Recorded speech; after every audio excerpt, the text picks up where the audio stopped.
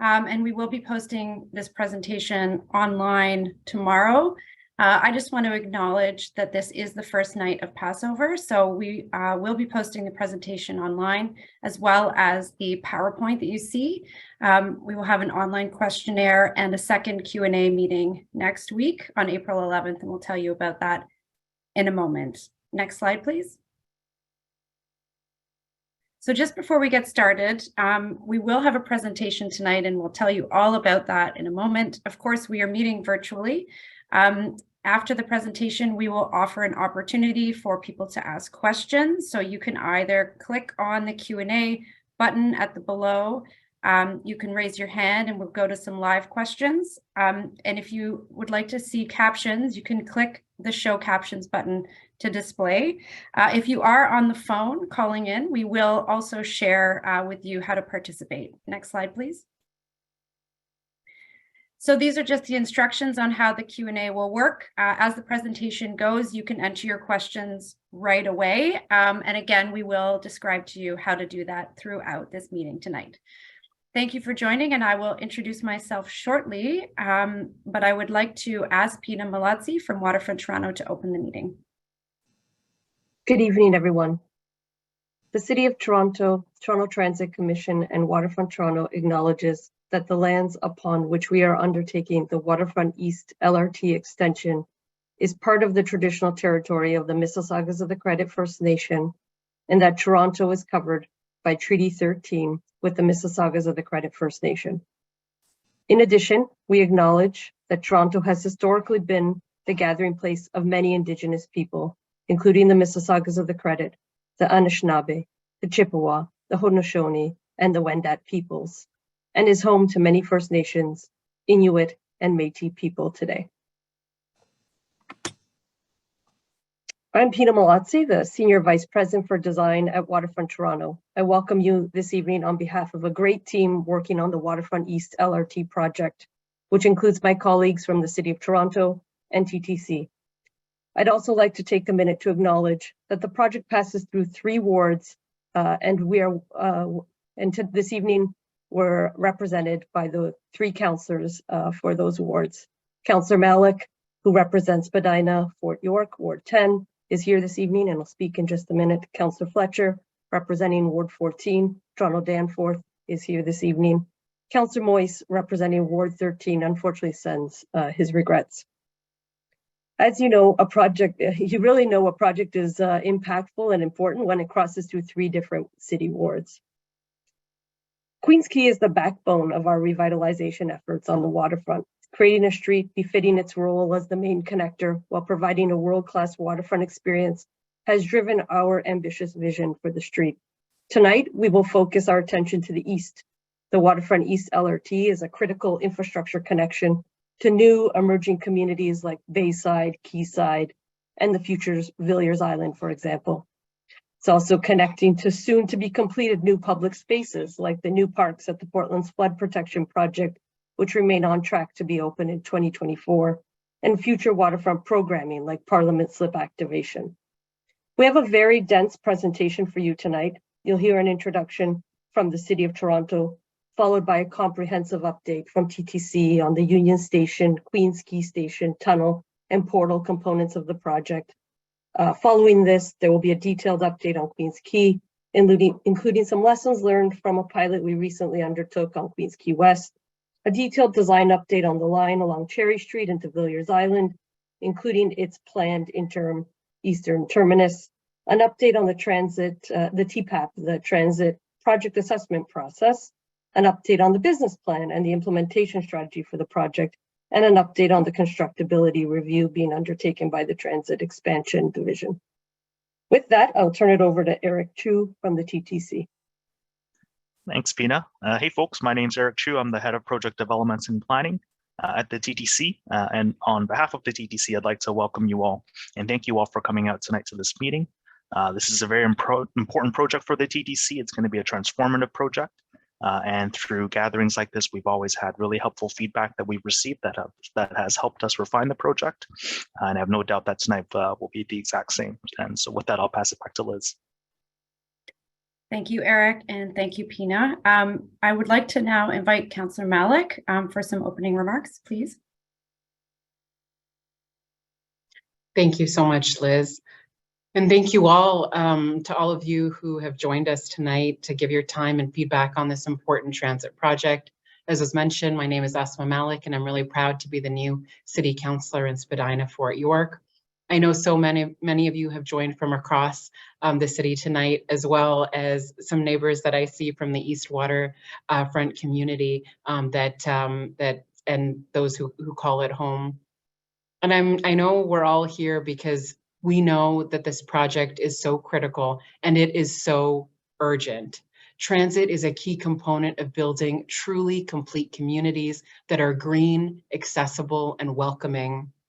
And together, the City of Toronto and Waterfront Toronto have already built or have in progress the community infrastructure that's needed to keep pace with the growth that we're seeing.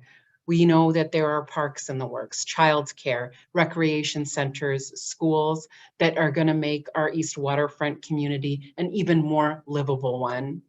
And the LRT project will further knit our communities together in so many important ways. Of course, it's a much needed connection for people to better live, work, and visit this great neighborhood and to get around the city even better. And we know that it's more than just transit. This corridor is going to be the new backbone of the neighborhood with pedestrian, cycling, and green public realm connections. Building on the example of the completed Queens Quay West, I'm so excited to see the updated design for the East Waterfront.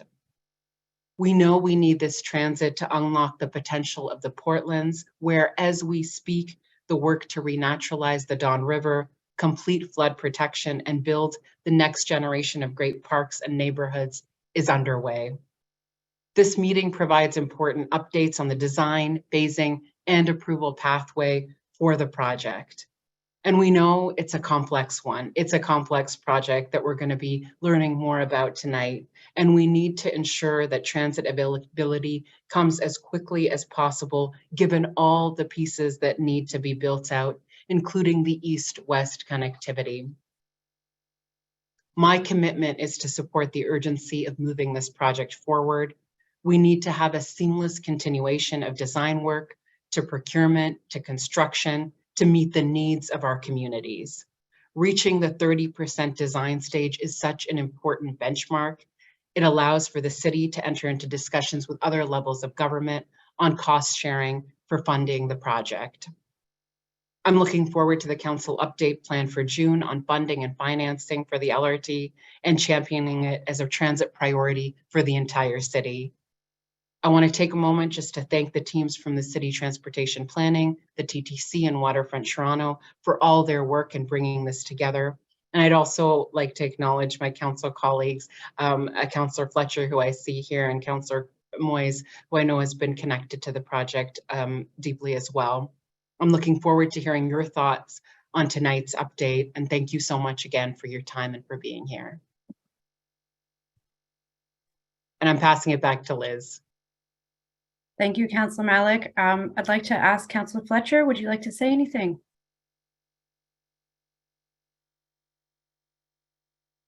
Oh, Councillor Fletcher, I think you are on mute. I've unmuted myself. Thank you so much. Great to see everybody here tonight. And I think everybody who's just heard Councillor Malik understands how great it is that she is on the Waterfront Toronto board, not only the local councillor for part of the Waterfront LRT, but also representing City Council on the board of Waterfront Toronto.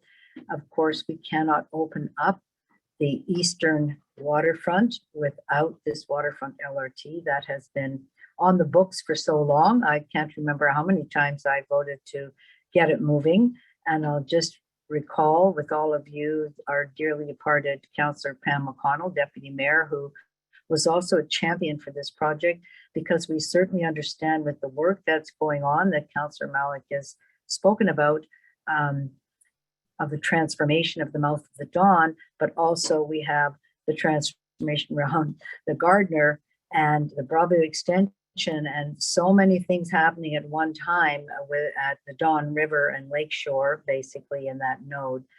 that it is absolutely critical that this transit be advanced as quickly as possible.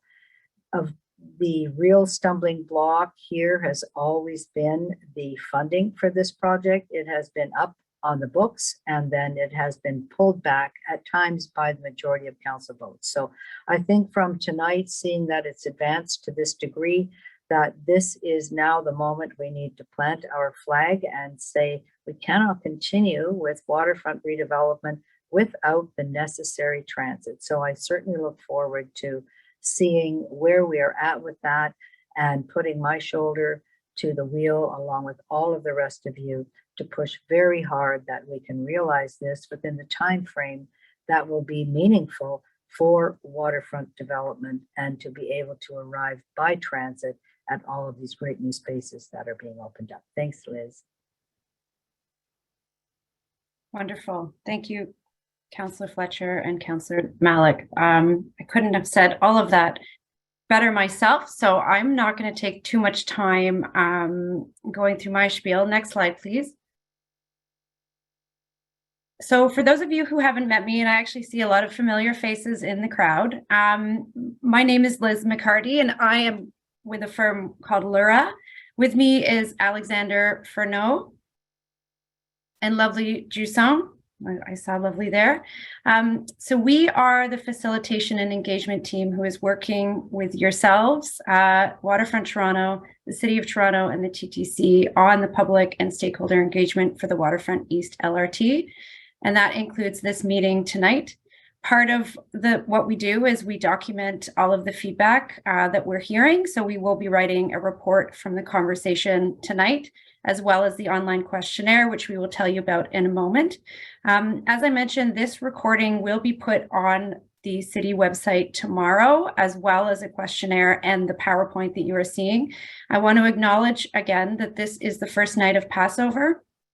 So we will be posting the recording online, the questionnaire, and the team is hosting a second Q&A meeting next week on April 11th, and we will tell you about that later. So since the last time we saw you, the team has been making great progress and strides and working on several details of the Waterfront East LRT extension. So they want to share with you all the progress that they've been making and, of course, hear your feedback. So essentially, you're going to hear from members of the team from the City of Toronto, from TTC, and from Waterfront Toronto on a recap since June 2021. The updated project phasing and implementation, the Villiers Island Loop, design updates for segments 1, 2, and 3, and an update and next steps for what is called a transit project assessment process, also known as a TPAP, and upcoming engagement for that. Once we get also a constructability assessment and other matters. So you can see, and Pina mentioned, there is a lot of information here. So once we get through all of this, we're going to open up for a Q&A, question and answer. You can do that live, as I mentioned, or you can type it into the Q&A, and we will go through that and bring questions forward. We'll try and get through as many as we can tonight, but we will carry those forward into an engagement report.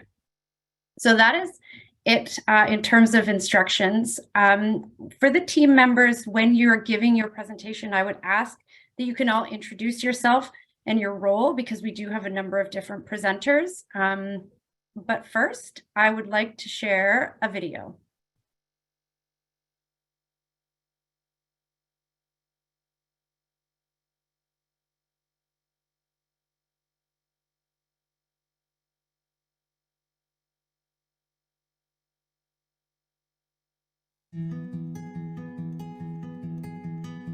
Toronto's eastern waterfront is one of the fastest growing areas in the city and is one of the largest growth opportunities in North America. More people than ever before are living, studying, and working on the waterfront, and that number continues to rise every year. Waterfront East area is planned to support an estimated 50,000 jobs and 100,000 residents, with a significant number of affordable housing units. Extending transit into the eastern waterfront is fundamental to ensuring new communities achieve their full potential. The Waterfront East LRT extension is a priority project by the City, TTC, and Waterfront Toronto. It will provide new and improved infrastructure to the Central Waterfront and expand TTC's streetcar network to serve the Central Waterfront, East Bayfront, Lower Downlands, and the Portlands. It includes the expanded underground link running from Union Station to the foot of Bay Street, and a new right-of-way streetcar track on Queens Quay connecting to Cherry Street North and south into the Portlands. The Waterfront East LRT extension is a vital link in the TTC and regional transit systems by connecting Toronto's waterfront to Union Station, Canada's biggest transit hub. Segment 1 covers the expansion and design transformation of the underground Union streetcar station, accessibility upgrade to the existing west entrance at Queens Quay Ferry Dock streetcar station, a new tunnel portal on Queens Quay, just west of Yonge Street, and the rebuilding of the existing portal to the west of Bay Street to service the expanded Union Station and enable streetcars to continue straight between Queens Quay West and Queens Quay East. Segment 2, running along Queens Quay East from Bay Street to Cherry Street, is where the streetcar will run on the street level. The tracks will be incorporated into the streetscape to create a safe transit right-of-way, surrounded by an enhanced public realm. Part of the Yonge Slip will be filled to coordinate with the new tunnel portal location. This will also improve the public space through a new wave deck at the slip, supported by an enhanced public realm and upgraded Martin Goodman Trail.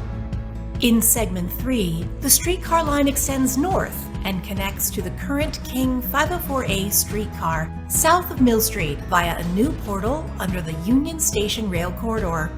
The line also extends south across the signature Cherry Street Bridge into the Portlands.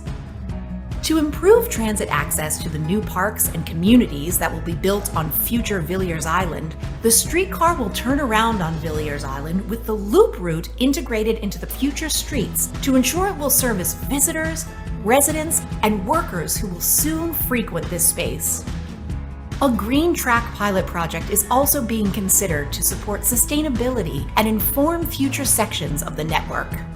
The Waterfront East LRT expansion plays a critical role in facilitating day-to-day travel to service the rapid growth along the eastern waterfront, while also serving as the primary connection to the waterfront.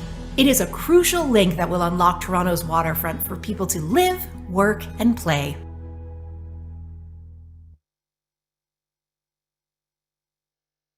Great. Thank you, Alex. So Patrick, would you be able to bring the slides up again? And I would like to ask Nigel to start the presentation, please. And as a reminder to all presenters, please introduce yourselves. Thanks, Liz. Hello, everyone, and good evening. My name is Nigel Taher. I am Program Manager with Transportation Planning at the City, and I represent the large group of staff at the City who are also helping with this project, including staff from Parks and Heritage. We've got Toronto Water and Community Planning, Urban Design, Transportation Services, and there's probably a few others I've forgotten as well. So to start with, just looking at a recap in terms of our last public consultation session, which was back in June 2021. That was also a virtual public meeting at the time with 254 participants. We also had a questionnaire in the summer as well, and received a lot of good feedback from that, as well as at the public meeting. We've also been undertaking stakeholder and land use advisory group meetings as well. We've had focus stakeholder meetings, and we've also had meetings with representatives from the Mississaugas of the Credit First Nation.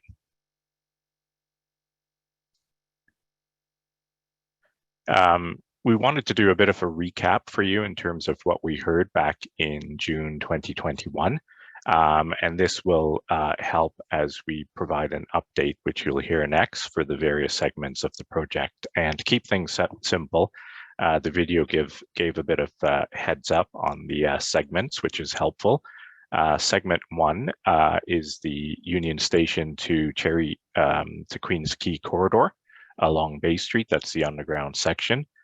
Segment 2 is Queens Quay, and segment 3 is Cherry Street and Commissioner Street into Villiers Island.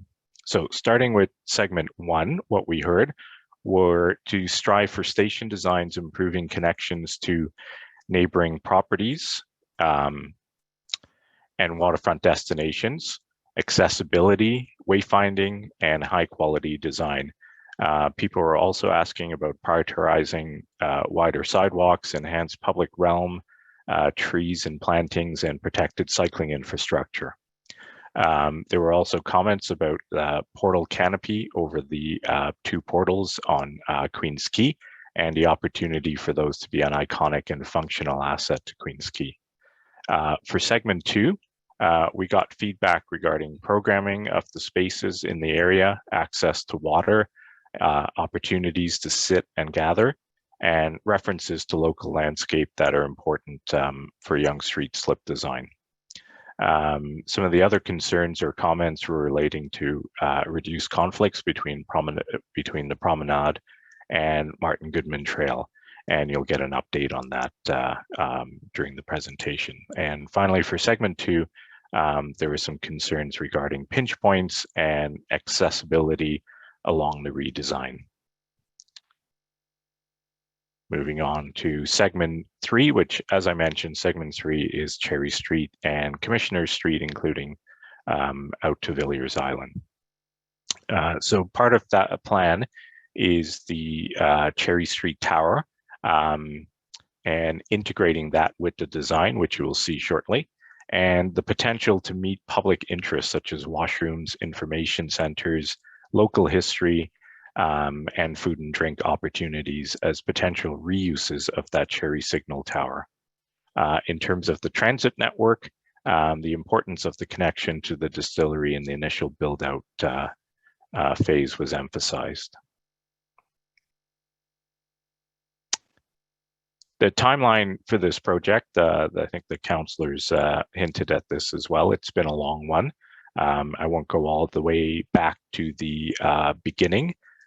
Probably the key timeline for us was the waterfront transit reset in 2018. And the next step in that process, after council approved a waterfront transit network that spanned the distance from Long Branch and Etobicoke all the way to the Leslie Barns in the East End, we were then asked to look at confirming the connection, the link between Union Station and Queens Quay, and consider some alternatives. Council selected our preferred option, which was the continuing the streetcar connection with improvements to Union Station. This current phase, coming out of that last report in 2019, Council directed us to complete a 30% design for the extension to the waterfront east from Union Station. This includes a portal selection study, network phasing study, preliminary design and engineering, and you'll hear other updates in terms of completing a business case for the project as well. And in this case, submitting a transit project assessment process report to the ministry at the end of this. Next, please. So the segments that we're looking at for the project, as I said, are segment 1, the Union Station to Queens Quay corridor, and that includes the portals on the east side and west side of Bay Street. And segment 2 is basically Queens Quay, with an overlap with segment 1, because segment 1 is underground works and segment 2 is surface works. And that extends all the way to an extended Queens Quay that will eventually connect to Cherry Street, which is under reconstruction at the moment. Segment 3, the yellow line, is Cherry Street from the Distillery District or the Distillery Loop, excuse me, where the 504 streetcar turns around today, and extending south to Commissioner Street and ending at a on-street loop on Villiers Island. We've also included, for your information, in the dashed dark blue line, the complete transit network in the Portlands for future phases. and that includes an extension of Broadview Avenue to Commissioner Street, and the extension of the LRT all the way to the Leslie Barnes eventually.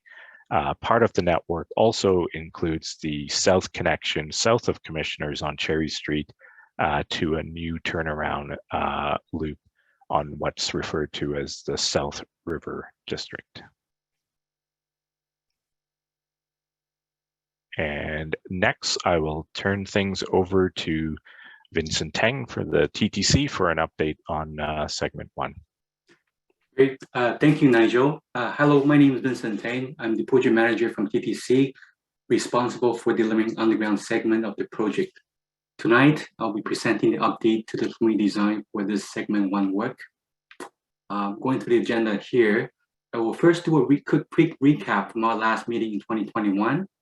Then, high-level summary of the current proposed design status. I will then go to details of the latest design, starting with Union Station, followed by Queens Quay Ferry Dock Station, and finally the tunnel portals on Queens Quay. In addition to what was presented to you last time, I'm quite excited to show you some brand new renderings, detailed to further really convey and clarify the design. Next slide, please. The previous slide, please.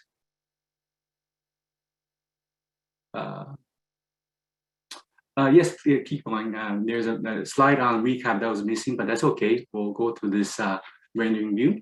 So here's a rendering design of the underground segment 1 along Bay Street from Front Street at the north end, or the left-hand side of the image, and down to Queens Quay West, or on the right-hand side of the image. Now let's go through the design of the latest station design. Before we dive into the details, here's a couple of sketches of the station platform level, comparing the existing configuration at the top and the proposed expansion at the bottom. You can see the station footprint is much bigger to accommodate the 4 new platforms. Here's a cross-section of the proposed expansion that shows the vertical relationship of the station in relation to, first of all, the GO platform level at the very top, the teamway and the street level with the pedestrian walkways and the Bay Street traffic lanes, and finally, the underground streetcar platform level at the bottom. Next slide, please. The next couple of slides shows the main circulation into and out of the station. This is a street level plan with Bay Street in the center. Front Street is just off the page to the right. You can sort of see the dashed black lines representing the outline of the underground streetcar station. At this level, main direct access to the expanded streetcar station is provided through 3 accessible entrances. On the right-hand side, we have the existing north entrance via the subway station. On the bottom, we have the proposed east entrance in the East Teamway. On the top left side, we have the proposed southwest entrance in the Union Station New South Concourse area. And if you were to take this entrance down, next slide, please. You will then arrive at the top left side of this new platform level. From there, you can walk along the new platform, passing the 2 new platforms and around the loop. And from there, you could either access the subway station connection, or you could keep walking and reach the other platforms on the bottom. From there, you have the option of exiting the station via the east entrance leading to the East Teamway above. Next slide, please. Here's a rendering of the station that highlights the 3 entrances I described earlier, noting the southwest entrance on the left, the east entrance on the right, and the subway connection at the top. Next slide, please. The next series of slides shows a rendering of the proposed station from different angles. This is guided by the red arrow showing the approximate location and the orientation of the rendering. This slide is showing a view approaching the streetcar station from the subway passageway. This slide showing the approach from the loop passageway looking towards the connection to the subway, and around the loop towards the west side streetcar platforms. Next slide, please. This rendering is showing the exit from the east side platforms to the east Bay East Teamway. And if you were to exit the station from here, next slide, please, you will then arrive at the east Teamway level here. This view is looking south, and within the Teamway, you will have direct access to the GO train platforms above. And if you were to walk into the page or southward, it will take you to the new GO bus terminal. And these are all indoor weather protected access. Next slide, please. This rendering is showing the new southwest entrance from the Union Station New South Concourse area. This has direct indoor connection with the rest of the Union Station building to the right and to the Scotiabank Arena to the left. Next slide, please. And finally, to tie everything together, this is a really busy slide, but just want to emphasize that our design team really prepared this fantastic cutaway section that nicely summarizes the different levels above the proposed streetcar station and how the station is interconnected to them. The focal point of this rendering is the main streetcar platform level underground. From there, you could ascend to the street and Teamway level, and also the GO transit platform level at the very top. To the left, we have the east entrance to the station from the east Teamway, and also notice the pathway connection to the subway station eastbound platform at the bottom right. This diagram really puts into context the extreme complication of building the new station within tight site constraints and the requirement during construction to not only maintain road traffic flow, but also keep a safe, continuous operation of the nation's busiest transit hub and railway corridor at all times. And all this in the backdrop of the Union Station building. Next slide, please. Okay, now let's move south to Queens Quay Ferry Dock Station. Next one, please. Similar to Union Station, we're going to be comparing the existing configuration at the top and the proposed work at the bottom. The existing station has one platform and one entrance on each side, and only the west entrance is accessible. At the bottom, we have highlighted the proposed alteration to the west entrance, which includes a reconfigured staircase and a larger elevator to meet the latest TTC standard. Next slide, please. In terms of passenger circulation, at the street level, the top shows the access to the new west entrance. The bottom shows the access to the existing east entrance via stairs. Next one, please. Moving down to the platform level here, you'll note the access to and from the station on the top to the new west entrance, and on the bottom, and on the bottom by the existing staircase. We have the existing level crossing between platforms, which will be maintained. Next one, please. Here's a rendering of the proposed west entrance at the platform level, noting that the majority of the existing station will remain untouched. Next one, please. Here's a rendering of the proposed west entrance at the street level. Access to the elevator is now going to be from the left side, which allows the elevator to be a forward motion, which is really fantastic feature. Next one, please. Now let's talk about the tunnel portals. Next one, please. Here's the latest site plan showing the new portal between Bay and Yonge Street and the reconfigured west portal that would allow streetcars the options of going straight through along Queens Quay without going into the underground stations. Next one, please. This rendering shows a cross-section cut along the portals in the tunnel, looking towards the lake and with the Jack Layton Ferry Docks terminal in the background by the Harbor Square Park. Next one, please. And here's a rendering of the east portal looking west towards Bay Street. Next one, please. Here's a rendering of the west portal, also looking west, now towards York Street. And finally, another view of the west portal looking west from the intersection of Bay and Queens Quay. This view captures also the proposed new west entrance at Queens Quay Station. So with this rendering, I conclude the segment 1 slides. I will now have Patrick from Waterfront Toronto to speak to other segment updates. Thank you. Great. Thank you, Vincent. And thank you everyone for joining tonight. So I'm Patrick Meredith Karam. I'm the Transportation Project Manager with Waterfront Toronto, and we've been working on the design of the above ground portions of the Waterfront East LRT. So I'll start with the design update for segment 2 and segment 3 that Nigel described, followed by some updates on the project, transit project assessment process and business case, as well as our current thinking around implementation.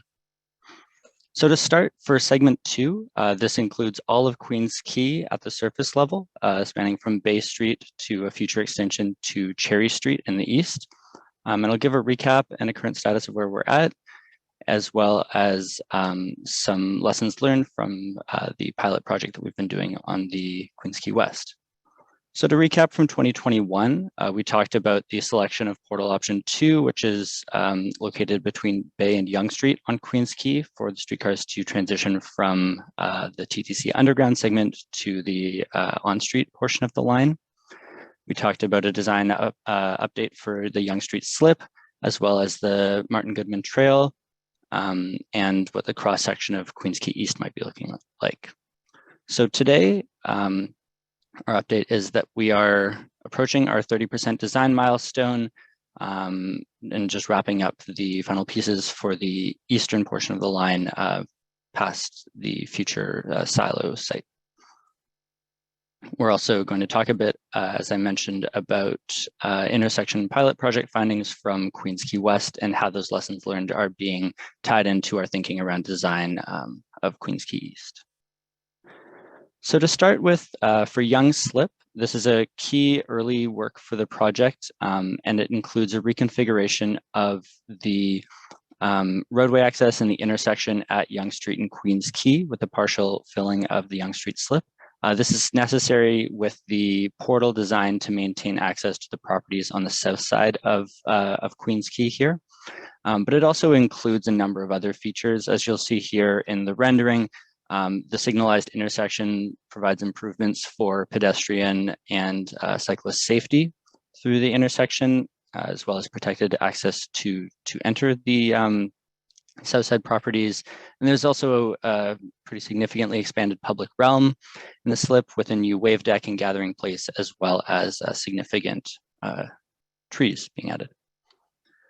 This is also necessary to enable the construction of the east portal from the underground section to begin, along with some of the at-grade work on Queens Quay. So this is a critical early work for the project. Moving on, for the Queens Quay East road, it'll be reconfigured in a way similar to Queens Quay West with some key lessons learned. So the overall layout includes space for vehicles, a dedicated right-of-way for the future streetcar, Martin Goodman Trail that will be expanded and improved from the Queens Quay West version, as well as an expanded public realm and street trees and other features to enhance the public realm experience. So a quick detail on the Martin Goodman Trail and how we're enhancing it for Queens Quay East. Relative to the current design on Queens Quay West, it's wider, and this is to accommodate anticipated increased use of the Martin Goodman Trail. I'm sure if you're in the area in the summertime, you'll notice how busy and crowded it can be. And so it's significantly wider here. It's also grade separated from the sidewalk to clarify the delineation of the path and improve accessibility. And so as Pina mentioned, we have been undertaking a pilot project on Queens Quay West in order to examine how we might better delineate pedestrians and cyclists in the area through improvements to some of the different intersections. So you can see here a before and after of what the pilot project is testing. And it's really around these kind of mixing zones at the intersections and how they might be better delineated. So see in the image on the top, Queens Quay and Simcoe before the pilot project optimization and after on the bottom. So this included extending the trail all the way to the road right of way and providing a clear delineated crosswalk across it with tactile strips for accessibility as well. And so this was implemented at a few intersections on Queens Quay West, and through a before and after monitoring program, we found that the intersection improvements reduced conflicts between pedestrians and cyclists by 61% at a 95% confidence interval. So this is a really exciting result that we look forward to applying to Queens Quay East, and hopefully improving the conditions for better delineation between pedestrians and cyclists. And so what this looks like in our design is shown here. So on the left, we have something like what a previous design of Queens Quay West would look like with the sort of mixing zones. And now we have the improved trail as well as the delineated intersections. Segment 2 also includes an extension of Queens Quay East. And so this really continues the same design language of the reconfiguration of Queens Quay East, except this is a new street construction through the current end of Queens Quay at Parliament Street all the way through to Cherry Street. And like the portion on the west, it'll accommodate vehicles, pedestrians, cyclists through the Martin Goodman Trail and the dedicated streetcar right-of-way. With that, I'll talk a bit about segment 3 and our current design there. So this includes the portion of the line along Cherry Street and into Villiers Island. I'll give a summary of where we are and a recap on what was heard previously at the last public meeting. I'll talk about the Cherry Street rail underpass, our transitway design, and the new eastern terminus of the line at Villiers Island. So where we were last time, we had talked about a couple alignment options for the Cherry Street underpass under the Metrolinx rail corridor to connect with the current distillery loop and the 504A King streetcar. And today we can talk about the design for this full section as the 30% is just wrapping up. So moving from north to south, we'll start up at the Cherry Street portal or underpass under the rail corridor.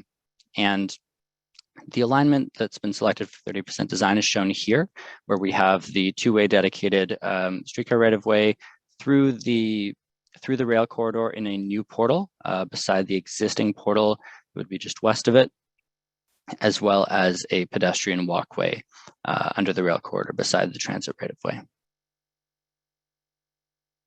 Along the transitway on Cherry Street, as well as on Commissioners Street, these roads are being built through the Portland's Flood Protection Project, and they're constructing a sort of interim condition that's shown here, where we have space protected for the future LRT with an interim sidewalk.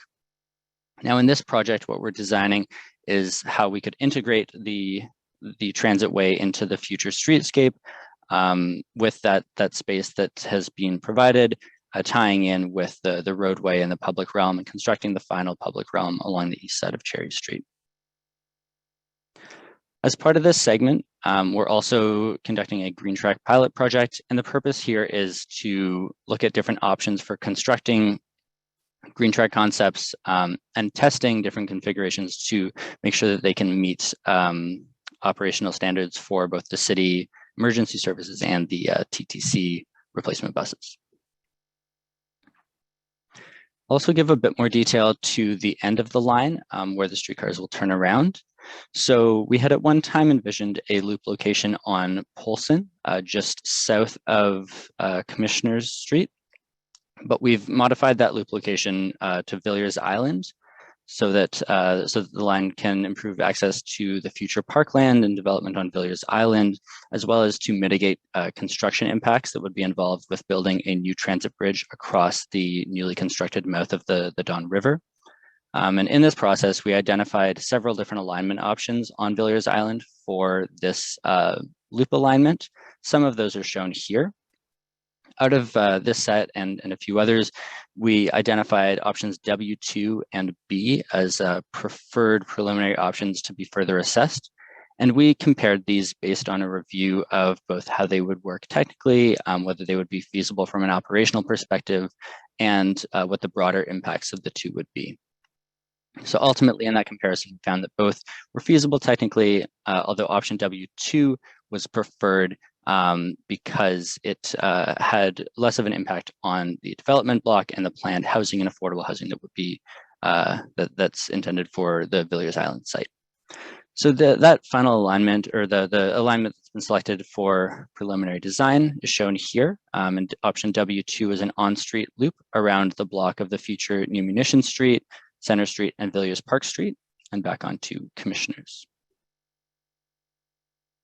We've also done some thinking about how this future loop integrates with the streets on Villiers Island, ensuring that it's in a dedicated right-of-way, so that operationally it's efficient.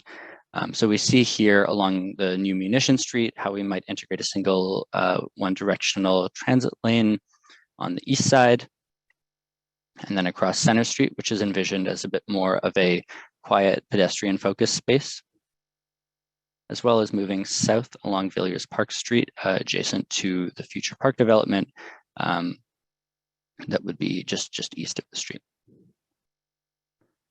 And with that, I'll talk a little bit about the transit project assessment process that we're going through for the line, including some context, what the TPAP process is, and an overview of some preliminary project impacts and what we're doing to mitigate any impacts of the line. So for background, the line from Union Station to Parliament was approved in 2010 through the East Bayfront Transit Class Environmental Assessment. However, since construction had not began as of 2020, this EA has lapsed. And so the TPAP is essentially a refresh of this previous Transit Class EA.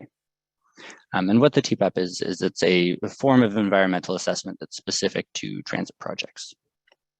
Now, since that 2010 EA, there's been a couple key changes to the project that we want to highlight here. First is the Queens Quay portals. So the east portal location has changed. It's been moved to between Bay Street and Yonge Street. And with that comes the second main point, which is the Yonge Street slip, which is required to maintain access to the south side properties with the new portal location. And third, the original plan envisioned a turnaround loop at Parliament Street, which is no longer in the current design, as we're extending further east. So in the context of the project, the TPAP scope area only covers up to the western portion of the line. The eastern portion is covered through the lower Donlands environmental assessment. So some highlights in the scope that's covered here include all of segment 1, as described by the TTC, so the Union Station upgrades, as well as the upgrades to the Queens Quay Ferry Dock Station, and also the above ground work for which the design is being led by Waterfront Toronto, so particularly the Yonge Street slip lake fill, as well as surface works along Queens Quay and realignment of Parliament Street. So a quick overview of the TPAP process, where we are and what's coming up next. Right now, we're in our pre-planning phase. So we are advancing our design to 30%. We are evaluating what the impacts of the line might be and how we're mitigating those. And we're meeting with key stakeholders, ministry staff, Indigenous communities, the public, in order to identify interest in the project and receive feedback and answer questions. So next we'll be going to City Council for approval to issue the notice of commencement for the line and for the TPAP. And when we issue that notice of commencement, we'll start a 120-day period as part of the TPAP, which is intended for summer of 2023, during which we would distribute the notice of commencement, continue consultation, and finalize our environmental project report, which I'll talk about in a little bit more detail as well. Then there's a 30-day review period where the EPR is available for final review and comment, and any of the interested stakeholders or other groups listed can comment or object, and the minister then has a 35-day review period after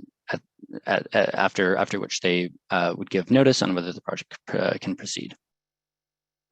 So the key document that the TPAP is supported by is the Environmental Project Report, and this describes the project, the impacts and proposed mitigations, and documents our engagement process.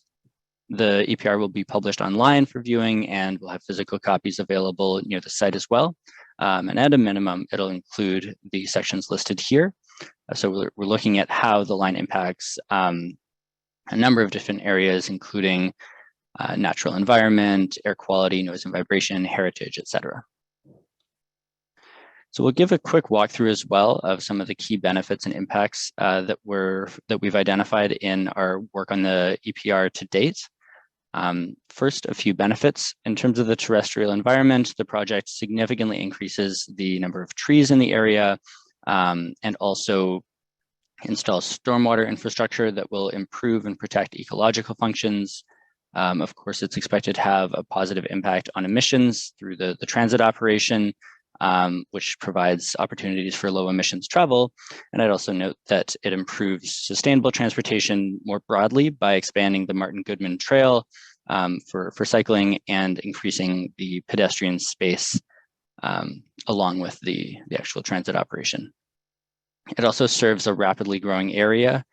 As mentioned in the video, the project area serves north of 50,000 jobs and 100,000 residents and significant affordable housing. And this line is key to providing higher order transit service for this rapidly growing neighborhood. Some of the key impacts. First, I'd note that all the impacts of the project are mitigatable. We'll give a few key highlights here. So in terms of the physical environment impacts, there's standard impacts from conducting construction, such as measures that might be needed to improve the geotechnical conditions of the soils, construction of new portals below grade, and likely need for dewatering due to construction in the area of the high water table.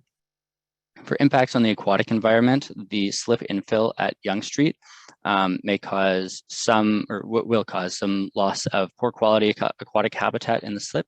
As part of this, we are developing a fish habitat offsetting plan that will address the lost habitat, improve the habitat in the slip, and that's expected to improve the overall habitat and increase fish abundance and diversity. Some utilities and municipal infrastructure will also be relocated as part of the project. And impacting land use, some of the properties around the project will be impacted, and conversations with any of those impacted stakeholders are ongoing. In particular, the design is supportive of the semi-trailer truck access to some key industrial properties, including the Redpath Sugar Plant, as well as Loblaws through Yonge Street and Queens Quay East. And as mentioned earlier, the Yonge Slip provides access to the south side properties, which would otherwise be blocked by the new portal construction.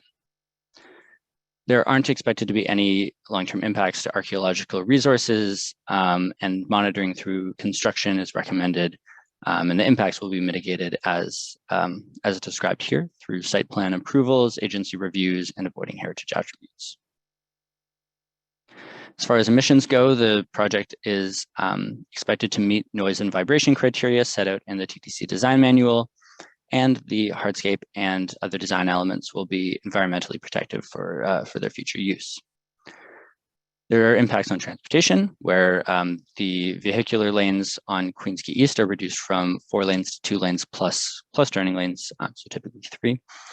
There is new infrastructure for walking, cycling, and transit, of course, which increases the overall capacity and the overall throughput of Queens Quay East. And during construction, this is an area that we're also thinking about for transportation impacts, and generally 1 lane of travel would be preserved in both directions on Bay, Parliament, and Queens Quay East.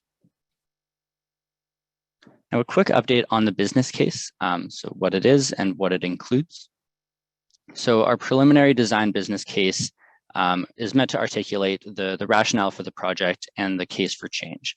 It's following the Metrolinx business case guidance and framework, and it looks at the project through a number of different perspectives, including the strategic case, economic, financial, and deliverability cases.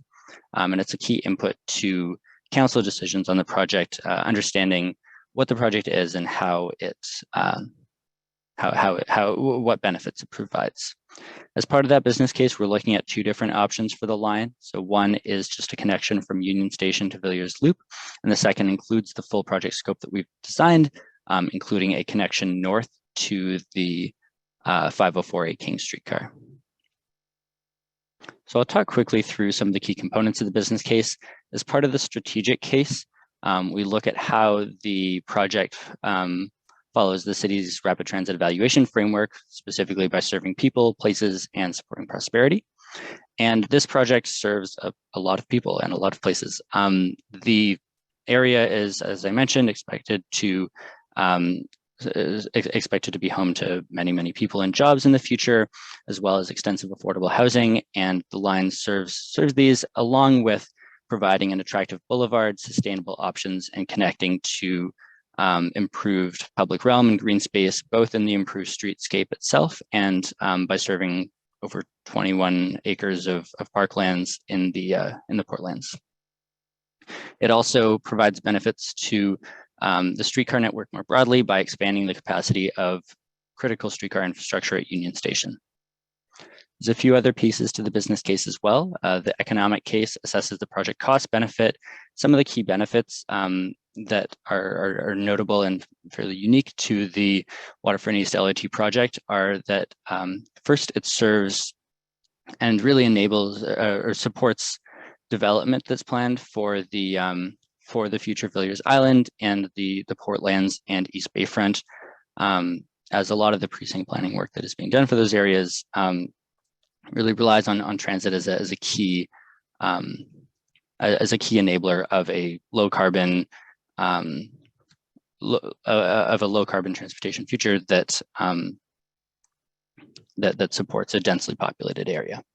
The project also, as I mentioned, benefits both the eastern and the western waterfront through portions such as the segment 1 work at Union Station. The business case will also lay out a financial case with a draft 10-year capital plan and a deliverability case that summarizes implementation, procurement, and constructability for the project.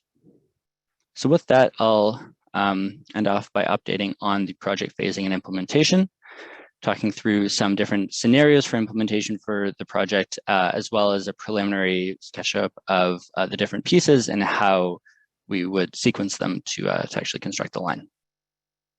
So to put this in context, in a broader context, one of the main features of the Waterfront East LRT is to bring higher order transit service into the Portlands. And as we're designing it, the current scope does this in two different ways. We have the connection from Union Station along Queens Quay and down to the Portlands. We also have the 504A extension.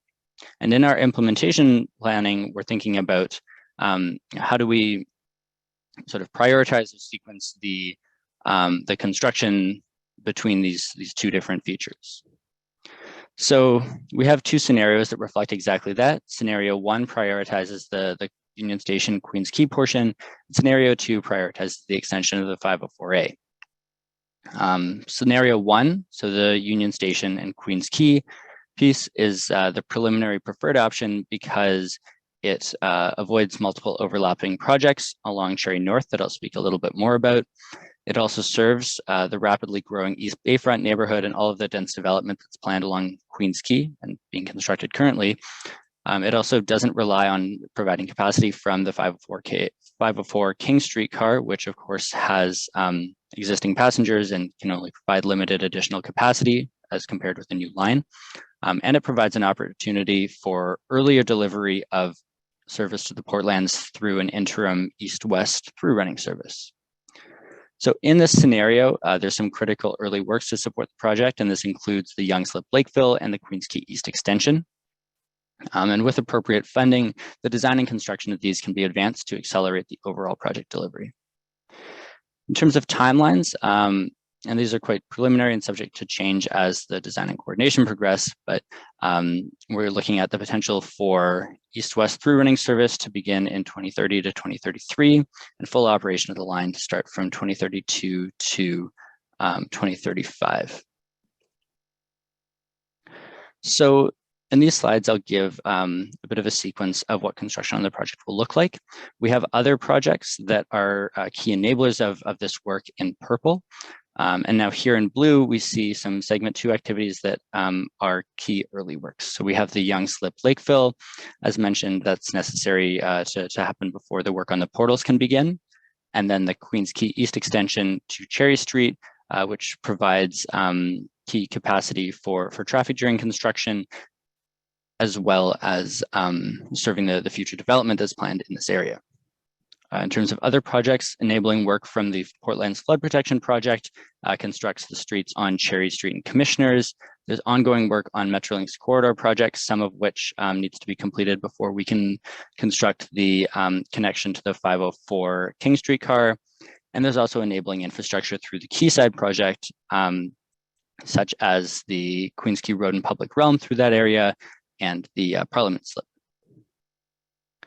So once those early works are completed, the majority of the surface works can commence, including the work on the portals and Union Station. At this time, there would be a service disruption to the existing 509, 510 streetcars to the west. And pretty much everything along the surface can proceed, including the portals, the Queens Quay Surface Works, the Cherry and Commissioners Transitway, which also the portions on Villiers Island could proceed ideally in parallel with the enabling infrastructure and the build out of the supporting streets on Villiers Island. After that, we have an interim through running scenario where service could be provided on the 509, 510 and the Waterfront East across Queens Quay, bypassing Union Station, giving service to the whole of Queens Quay and to Villiers Island. This could proceed while later portions of the project are constructed, including the last couple years of Union Station construction and the Cherry Street connection north. Following that, we would have a full service period where everything is complete. We have both the connection from Union Station and the extension of the 504 streetcar. I wanted to zoom in a bit and talk about coordination on Cherry Street North and why it is so complicated. There's a few key components, and we're looking here at sort of all the interfacing projects in purple, or some of the key interfacing projects in purple, and in yellow, the components of the LRT project. So we have the construction of the Cherry Portal, which is currently planned to be in 2 pieces from the south and the north. And there's a number of different overlaps that these are dependent on. So there's the realignment of the Gardner Lakeshore East, which takes place, I believe, planned from 2026 to 29. There's the Metrolinx Hydro One relocation, which also overlaps with the southern portion of the portal. There's the Ontario line, which is in close proximity to the northern part, as well as Metrolinx's signaling and Heritage Tower decommissioning, also in the northern portion. I also wanted to note, in terms of coordination during construction, this is absolutely top of mind for us, and we want to make sure that throughout construction there is safety for all modes, that the work is phased and coordinated with any overlapping projects, of which there are lots along the whole project area, with the vision to reduce overall impacts to both residents and businesses, as well as to minimize the required laydown space, and leveraging early works to provide additional capacity and alternative travel options where it's possible. So the construction will be coordinated through the Lakeshore East and East Harbor construction hubs, and they serve a number of key functions, including conducting logistical planning of the right-of-way, reviewing our construction management plans, connecting travelers with information, communicating the impacts to businesses and communities, and collaborating with enforcement officers. And so with that, I'll turn it over to Louis to give a quick update on the constructability assessment. Thank you, Patrick. Good evening, everyone. I'm Luis Alemany from Transit Expansion Division at the City of Toronto. At Transit Expansion, we are undertaking the constructability review of the Waterfront East LRT as per City Council mandate. Next slide, please. The goals of the review are to assess the constructability of the project and to assess construction coordination risk with the major infrastructure projects in the vicinity of the Waterfront LRT alignment and develop mitigation strategies. The constructability review is underway and it's being developed in close coordination with TTC and Waterfront Toronto. And it is aligned with the implementation scenarios explained in the previous slides. So with that, I will turn it back to Nigel. Okay, thanks team. That was a great update on the various segments and the constructability. If we can go to the next slide, please. So just to recap, this is a key stage for us, the completion of the 30% design, and we've been working on this since 2020. And I should actually mention that we have provided 2 updates to City Council since 2020. The first one was in December of 2021, and the most recent update to Council was in June of last year in 2022. Next. In terms of what's coming up next after tonight's meeting, we will have a feedback survey up and available for people to comment on and provide information and comments to us. I see there's a lot we've received tonight already from the Q&A, and that survey will be up from April 5th to the 19th. We've also added a second Q&A session with the project team on April 11th. And there'll be information going out about that upcoming session. Following that, we are targeting a report to Executive Committee on the information you've heard tonight, with feedback we get from the public as well, which Council is always interested to hear about. And before we get to City Council in the interim period, there's an update to the Waterfront Toronto and the TTC board, and those are both scheduled on June 12th. And following that, City Council is tabled for June 14th to 16th for the Executive Committee report going on to City Council. And depending on City Council's decision at that time, we would look to file the transit project assessment environmental project report following that to the ministry. And next